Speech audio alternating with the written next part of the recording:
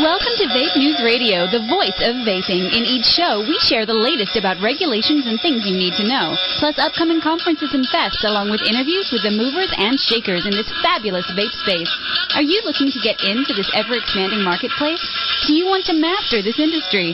Listen up as Norm Bauer, the Vape Mentor, shares it all. And here's your host, Norm Bauer. Welcome back to section number 4. I'm handing up the number 4 for those of you who are watching on YouTube. Welcome to Vape News Radio, the voice of vaping. That's because you're excited. Oh, you know, it's kind of weird, man. I come in and I do these shows, which I just love like crazy, and the time just goes by so quickly. I would literally love to do a daily show, or certainly a weekly show, and as time goes on, there's probably going to be enough stuff going on for us to justify a weekly show. But of course, we're always looking for sponsors, so if there's any sponsors are listening out there and want to support this, you can get a big profile and some tips and some other things. Oh, well, as part of this, that's a really good pitch, and really we have room for 6 sponsors. We basically just restructured our advertising package, and we partnered up with the magazine. And if you would like to be a sponsor for Vape News Radio, and not only will you get the exposure on the show, which is roughly 125,000 downloads worldwide right now, but you will also get your own media player so that you can now put it on your website, and now you can share not just your information, but other compelling information as well. Right.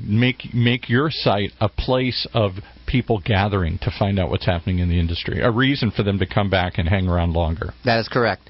And another reminder, my book, Vapepreneur, is done. It's your guide to mastering the vape space. And it's not still free, is it? It depends on when they listen to this. If it's after November 1, the answer is no.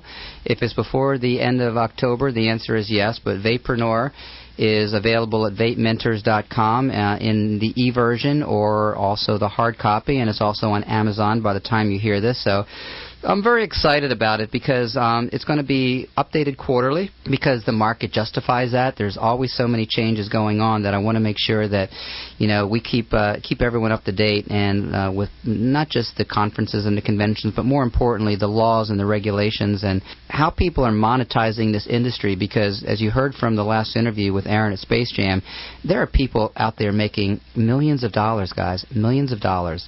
So there's from huge vaping. From vaping. Yeah. Well, you know, right now the industry is pegged at about $2.5 billion annual revenue. $2.5 billion with a B. With a B, you know. Out of nowhere, this thing just emerged. Yeah, pretty much. When I started keeping track about a year ago, we were just under 2. So basically, we've grown, 25% in the last 12 months. I think if we were to fast forward to 12 months from now, and if we look at the end of 2015, we will probably be somewhere between a $4 and $5 billion industry. Unbelievable. Yeah. And this is an industry that's, what, 4 or 5 years old? Yeah, and here's the thing, Paul. A lot of these numbers are highly speculative. We can gather numbers from convenience stores and from e-cigarettes and from the Walmarts and the people who are pushing out product to the retail consumer through the mass marketers. But, you know, the big question is how much money are the e-liquid manufacturers making? How much money are the online stores making? How much money are the affiliate programs making? How much money are all these, 7,000 brick-and-mortar stores making? And the answer is no one knows. Yeah. No one knows. I mean, I have a pretty good handle simply because... Well, you know, but you're just not telling us. Yeah, exactly. However, I can be bought if the price is right. Which reminds me, again, for those of you who are interested, we have a 1-month free consulting package. You just need to send us an email to norm@vapementors.com. Let us know why you are qualified for me to consult you. Sounds like a contest. You're going to pick one. I'm going to pick one. Yeah, we've already picked one for the month of October, and then we have someone for the month of November and the month of December, and these people are going to get a 1-week free consulting call. And, if this thing really works right, I'll continue it into 2015 because, you know what, guys, I don't mind giving away my time for free. I'm not going to give it all away for free, but all things being equal, I'm more dedicated to the industry and the spirit of entrepreneurship than I am to the monetization of this industry. So that's kind of my pitch. Okay, let's kind of finish up our show. So again, if you're just joining us, this is Vape News Radio, the voice of vaping, show number 12. And the next interview you're going to hear is with Julie Wosner from CASAA. That's CASAA.org. CASA is very important in my life, as you'll hear during the interview, because they are one of the first organizations I came across that actually had some valid information that I could use to help me structure and build my business. But Julie is just a fun interview. She's the executive director, and she's very humorous. She's got a lot of personal stories. She's got her own personal reasons and her own personal passion for why she's involved. So rather than steal any of her thunder, Paul, go ahead and let her rip. Welcome back to Vape News Radio. This is Norm Bauer, your voice of vaping. As you know, our goal here on the radio show is to educate you on a lot of different things, including the events that are going on and certainly what's going on in the world of regulation, because that's probably one of the biggest concerns we have right now. What is going on with the FDA, if anything? What about the state that you live in? What about your city? We've talked about these things over and over and over again. Now, if you're in the vape space already, you know that there's a couple of advocacy organizations out there. We've interviewed the Vaping Militia before. We've interviewed SAFADA before. And this is a first today because as much as I have a lot of respect for CASA, that's C-A-S-A-A, we've never had the privilege of having Julie Wozner on the show before. So Julie is the executive director of CASA. So Julie, welcome to Vape News Radio. Thank you, Norm. It's a pleasure to be here. So first off, tell us what CASA stands for, the acronym, because I never remember. It's a mouthful, and that's why we go by CASA. It is the Consumer Advocates for Smoke-Free Alternatives Association. And we call ourselves CASA because, for obvious reasons, it's a mouthful, but also we pronounce it CASA to distinguish ourselves from other organizations like the court-appointed special advocates, things like that. So where did this organization come from? Has it been around before the world of electronic cigarettes and vaping came into being? No. We are actually a creature of the vaping community. In 2009, on ECF, the Electronic Cigarette Forum, the largest online networking of vapors, several people decided to start an organization, and that's where they rallied the troops. And from there, we went on to become formally incorporated with a board of directors and applied for nonprofit status as a 501c4, which was granted. And but even though our roots are in the electronic cigarette community, and that is by far the bulk of our advocacy work, we are a tobacco harm reduction organization. And what that means is we support all low-risk alternatives to smoking, and that would include smokeless tobacco as well as, believe it or not, NRTs, nicotine replacement therapies. Basically anything that is significantly less hazardous than smoking, we advocate for it. So what's your personal passion here, Julie? Were you or are you a smoker or a vapor? Oh, yeah. I was a smoker. I was a smoker for more than 30 years. And I hesitate to admit it, but I was at well more than 2 packs a day at the very end. And, I had tried over the years to quit, never with any real long-term success. And inevitably I'd find myself back to smoking, and I had tried everything, the patch, the gum, hypnosis. I mean, you name it. It was a disastrous bout with Shontex, where I didn't become suicidal or anything, but it just had a profoundly negative impact on me. And that's when I finally quit trying to quit smoking. I just said, this is it. I'm done trying to quit. And in fact, when I picked up an e-cigarette in 2009, I was not trying to quit. I was just hoping to cut back from what was fast approaching a 3-pack day habit. And I thought, if I can knock out 10, 20 cigarettes a day with these fake space cigarettes, then that would be a good thing. And I found, much to my shock, that within 3 days I had completely replaced my smoking habit with e-cigarettes. So wow. I am what they call an accidental quitter. I had no intention to quit. Well, and you also have deep passion. And by the way, thank you for sharing that. That's a very personal story, and this is what we're all about, is sharing personal stories. So, this truly may have saved your life, and I'm sure that that's not an overstatement. I'm sure that you've had those revelations before yourself. Is that fairly accurate? Absolutely. I firmly believe that e-cigarettes have saved my life. Now, of course, I could step in front of a bus tomorrow, in which case they didn't really save my life because I don't think I'd be dying of smoking-related illnesses at this point. But what I can say is that even if e-cigarettes don't add a minute to my life, they've improved the quality of my life immeasurably. Absolutely. My health has improved, and it's just been truly remarkable. So that's what I was going to ask you. So you feel obviously physically a lot different than you did in 2009 when you were pushing 3 packs a day. So that's a given.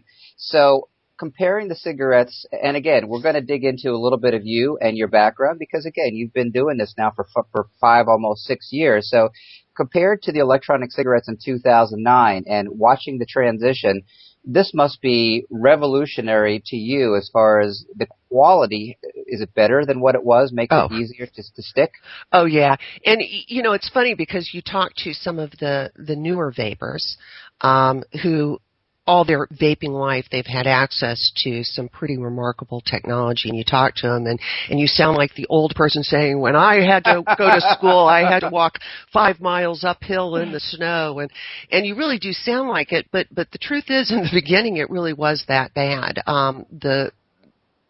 The quality was not so great. The battery life was miserable. Could not keep the batteries charged fast enough to use them. I'd have to walk out of the house. If I was going out of the house for 3 or 4 hours, I'd be walking out with 6 batteries, 7 batteries with me. Wow. You always had to travel with spare atomizers because they'd stop working for absolutely no reason whatsoever that anybody could discern. It really was not ideal technology, but the promise was there. The promise was there, and we're seeing it fulfilled. Excellent. So obviously that speaks volumes about why you do personally what you do. So let's transition into CASA. So CASA, when I describe, and by the way, CASA was very instrumental in my life because when I walked into a vape store in July of 2013, I said, what the hell is a vape store? Because I'd never heard of it. I was not a smoker. I'd never heard of vaping, and I got a little bit of introduction, was very taken by it. And then I went home and I started researching the industry, and I found, amazingly, not very much out there, but I did find you. And I found different people within the CASA organization, and I developed a communication. So you guys were a very instrumental part of my transition as I launched my own personal business, which is VapeMentors. So, for those people out there who may have heard of CASA, maybe they haven't heard of CASA, I describe you as an advocacy organization speaking on our behalf when it comes to government regulations. Is that fairly accurate, or how do you describe it if you were doing a 30-second elevator pitch? Oh, man.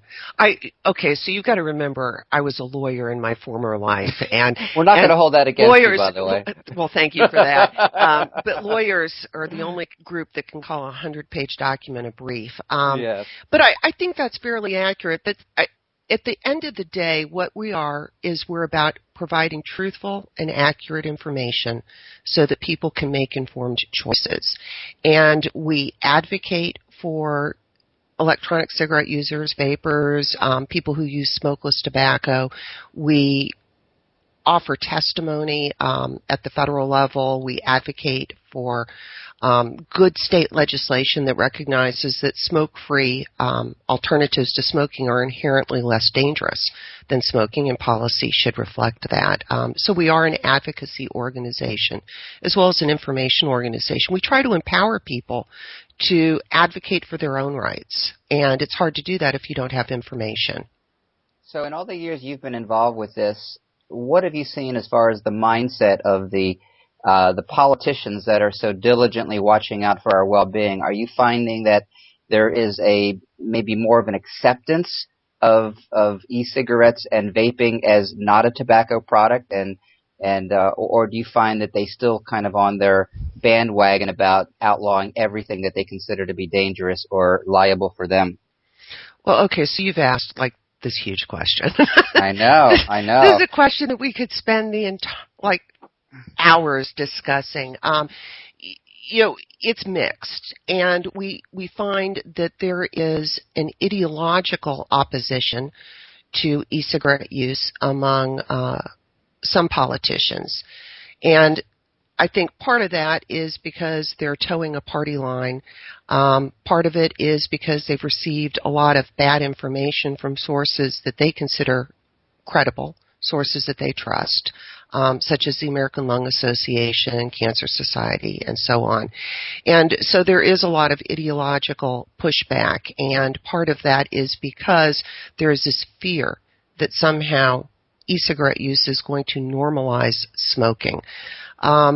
We have found, though, that by and large, as politicians start meeting constituents who are vapers, as they start talking to people, they start to understand that this is not just fake smoking. They think a lot of times that this is smoking, that we're being cute and describing it tomato type of thing. And so they think that we're doing it maybe as a way of getting away with things by being able to smoke in public when that's normally outlawed for tobacco. Right. They think we're cheating somehow, and a lot of them. But we've been working diligently to educate our members so that they can educate their legislators. I hate to say educated. That sounds a little preachy. But, at the end of the day, a lot of this is about education. And you'd made the comment that, we're not tobacco.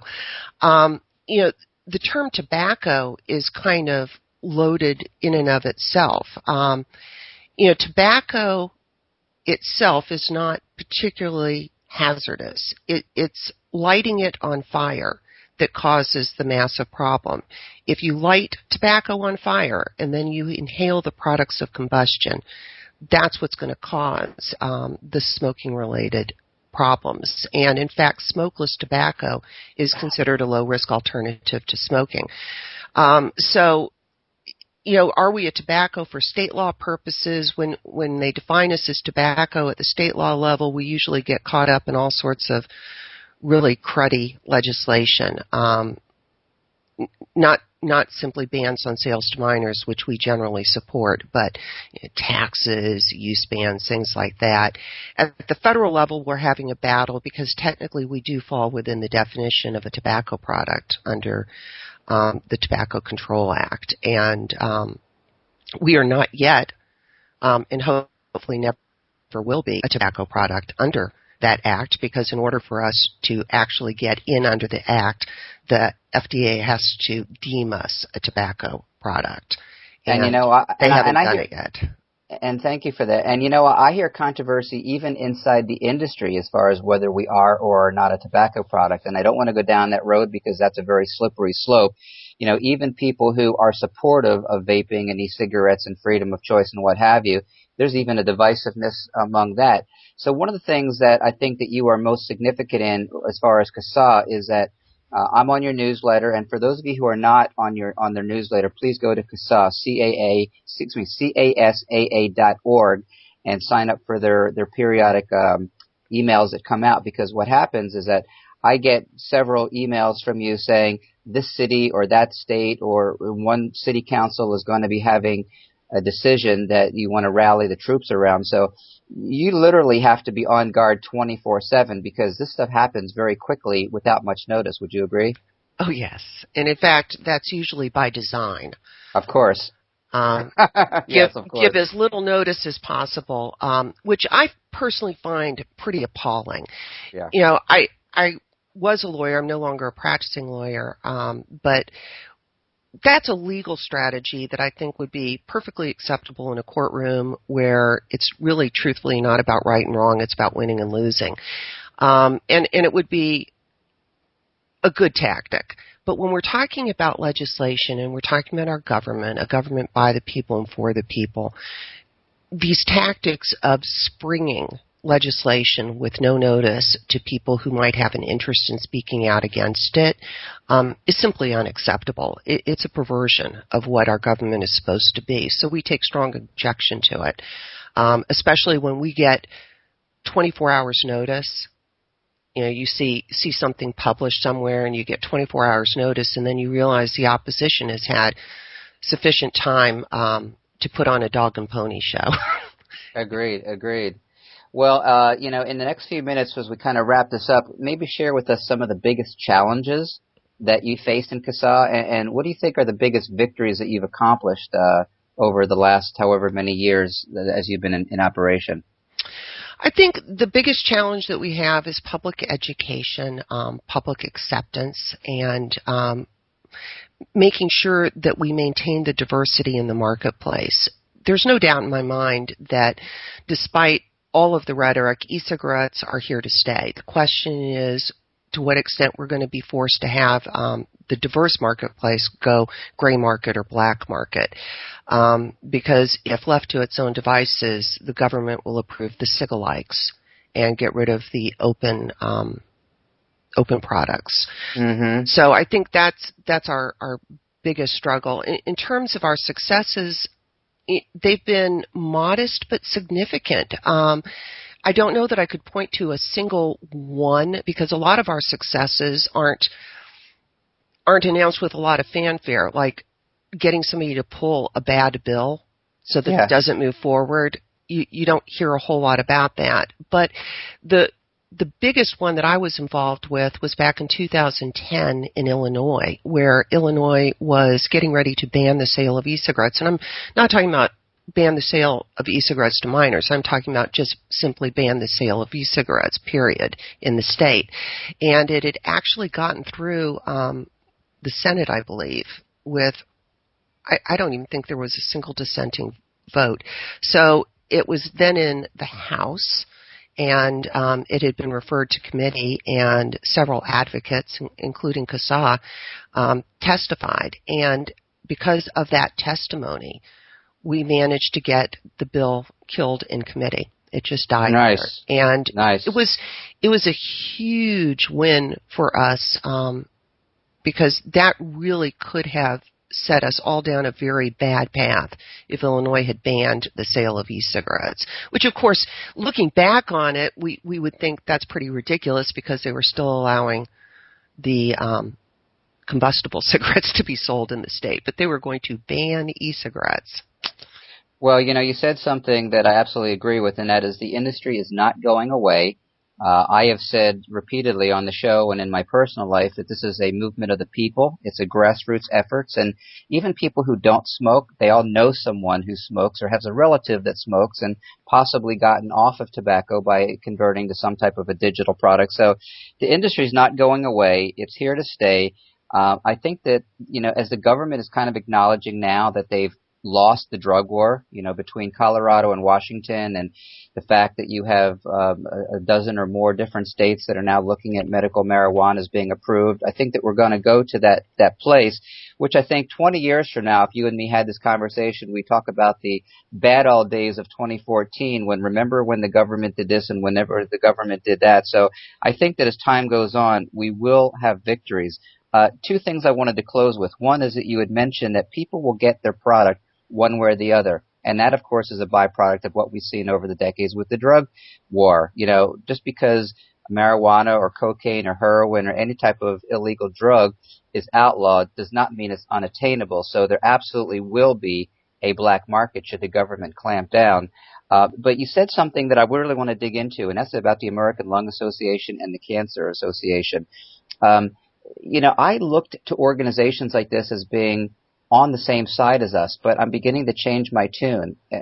So are they our friends or are they our enemies in this particular battle? Oh, there's no doubt about it. There are enemies. In fact, that Illinois battle I was telling you about, the legislation that was introduced that would have banned the sale of e-cigarettes was actually drafted by the American Lung Association and then given to Representative Colvin, I believe it was, to introduce. And when we were testifying at that committee hearing, it was clear that the committee was starting to back up a little bit, realizing that there was some pretty significant opposition and we were actually making sense. And so the chairman of the committee suggested to the representative who came forward with the bill that maybe he might be willing to amend it to simply ban the sale to minors.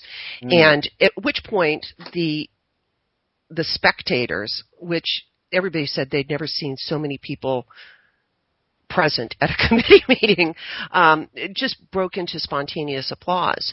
And then Colvin turned to the American Lung Association lobbyist who was there, and they talked, and the answer was no. This was the position of the organization, and they had to stick with it. And the idea was they didn't want to give us any quarter. They wanted, well, they didn't say that. They didn't say we don't want to give you any quarter, but that was exactly what was happening. They didn't want to make any kind of compromise because they wanted this stopped. So no, they are not our friends. And, you know, Norm, if you had asked me 6 years ago, I would have told you that the American Lung Association, the American Cancer Society, and the American Heart Association were doing just wonderful things. I would have told you that they were a true public health charity, definitely interested in promoting good public health policy.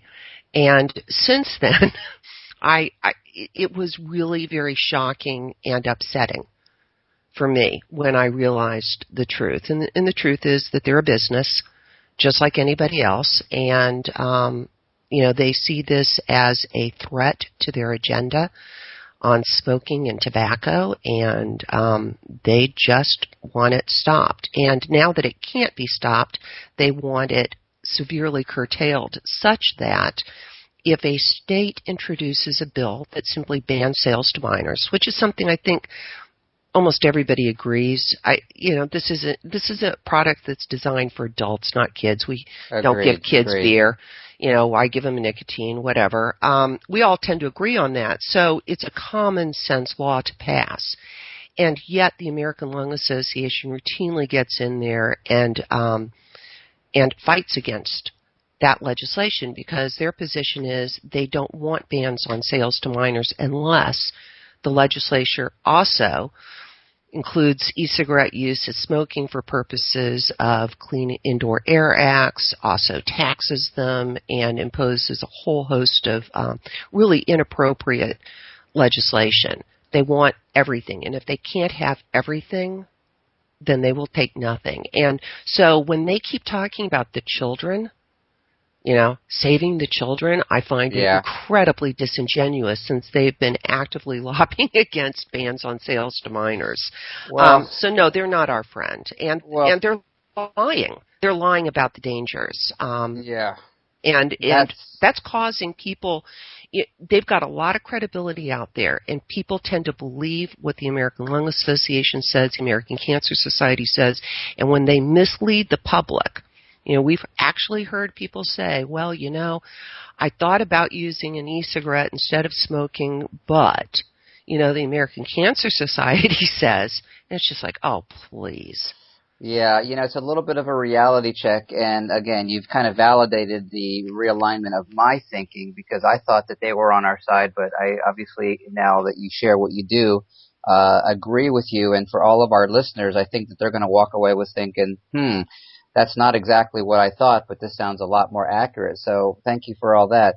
Well, we went a little bit longer than normal, but I was absolutely engaged with your conversation. You've been extraordinarily helpful, Julie, and thank you for sharing both your personal life and how you got involved with CASA and certainly the challenges and some of the victories that you've had within CASA. So I would love to stay in touch with you on a regular basis. If there's ever anything going on that you would like to reach out to our audience, which is worldwide, but 75% is here within the United States.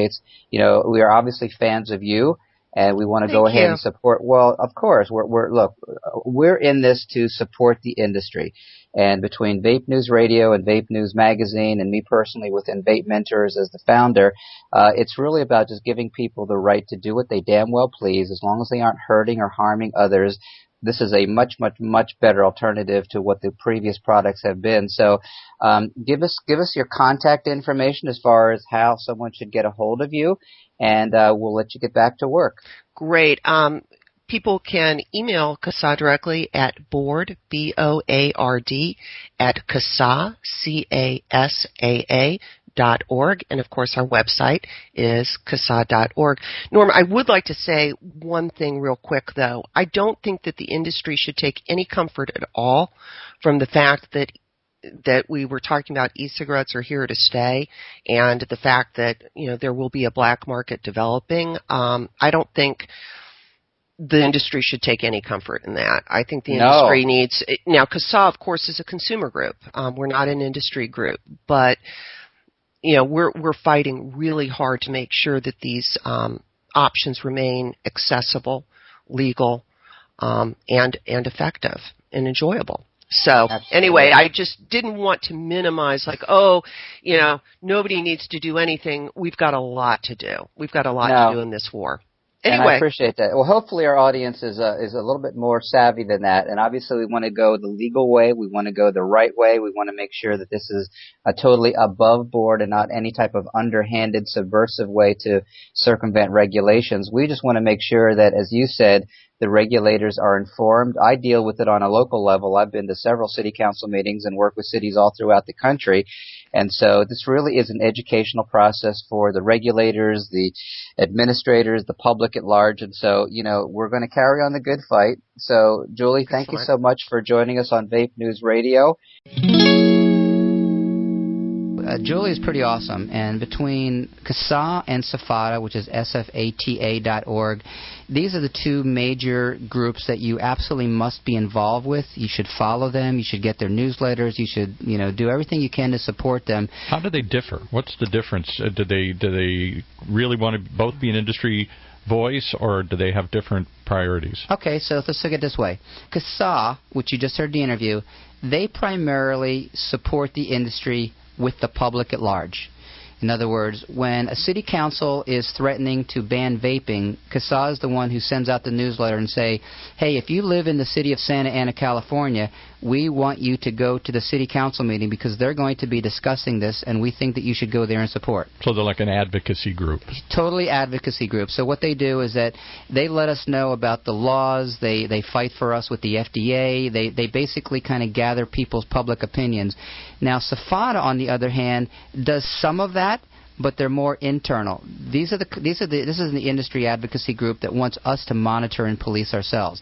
These are the ones who encourage you to use clean rooms. These are the ones who encourage you to not sell to anyone under 18.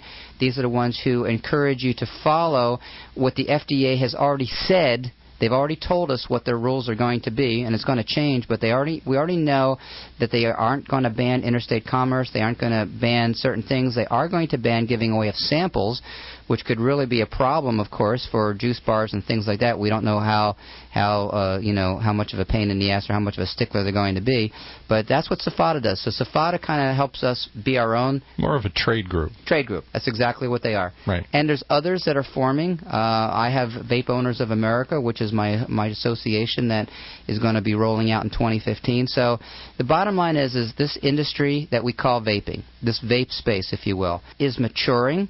It's growing. It's being approached by big dollars, by people with experience, by people with knowledge, and the space is absolutely not going away. So, ladies and gentlemen, this is the end of show number 12, segment number 4 here on Vape News Radio.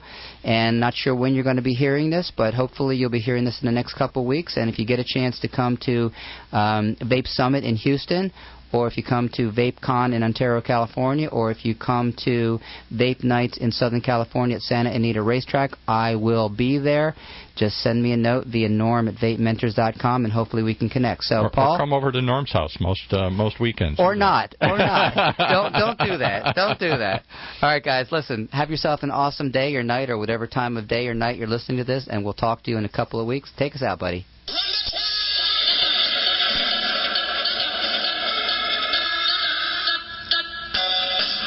That'll do it for this month's segments covering the vape industry. Brought to you by the one and only Norm Bauer, the Vape Mentor, and OCTalkRadio.net.